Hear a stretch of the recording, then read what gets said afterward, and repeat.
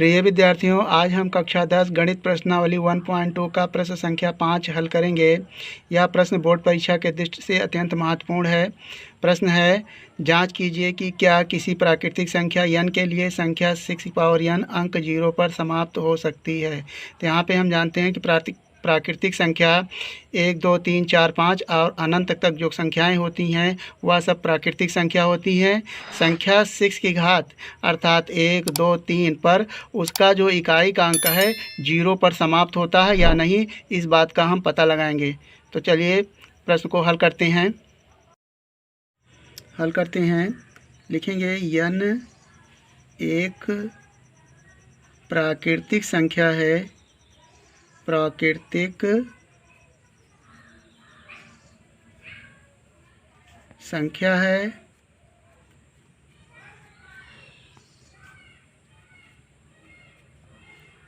तथा संख्या 6 की घात n है। लिखेंगे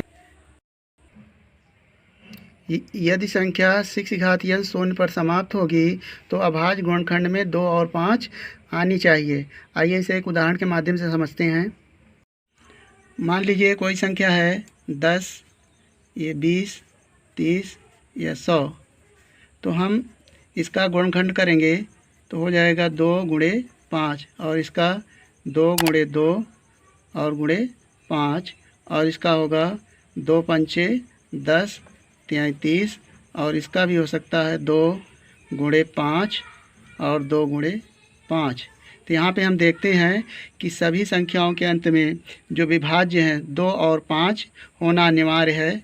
2 और 5 तो यह संख्या यदि किसी संख्या के अंत में 0 है तो वह संख्या 2 और 5 से विभाज्य होगी, अर्थात संख्या के अंत में 5 और 2 होना अनिवार्य है, क्योंकि 5 से 10 विभाज्य होगा और 5 से 20। यदि संख्या के अंत में 0 है तो वह निश्चित संख्या 5 से विभाज्य होगी। तो हम जब संख्या 6n का जो फैक्टर करेंगे तो उसमें संख्या के अंत में 0 होना अनिवार्य है। तो आइए आगे हल करते हैं।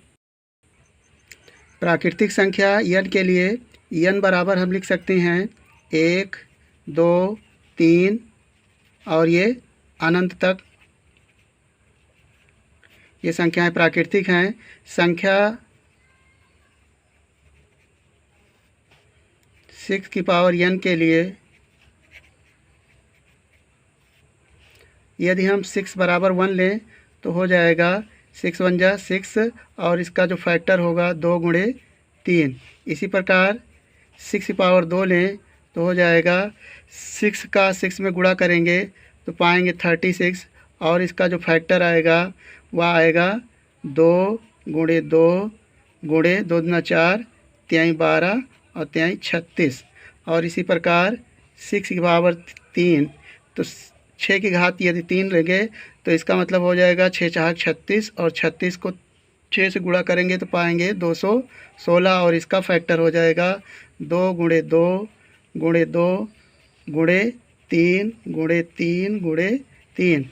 तो यहाँ पे स्पष्ट रूप से देख सकते हैं कि 2 तो है लेकिन 5 किसी भी गुणन में नहीं है। तो लिखेंगे चूँकि 6 की घात n के अभाज्य गुणनखंडन में 2 के अतिरिक्त अभाज्य गुणनखंड 5 नहीं है। जो हमने गुणनखंड किया है इसमें कहीं भी किसी भी संख्या का जो गुणनखंड है 5 नहीं है 2 के अतिरिक्त, अर्थात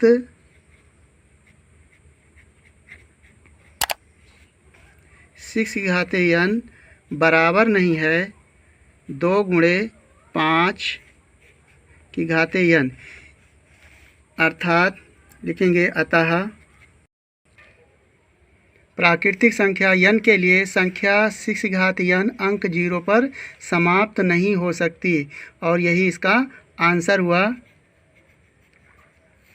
मुझे विश्वास है कि इस प्रश्न का हल आपको समझ में आ गया होगा। आप अपना किसी भी प्रकार का सुझाव डाउट हो तो हमें कमेंट करेंगे।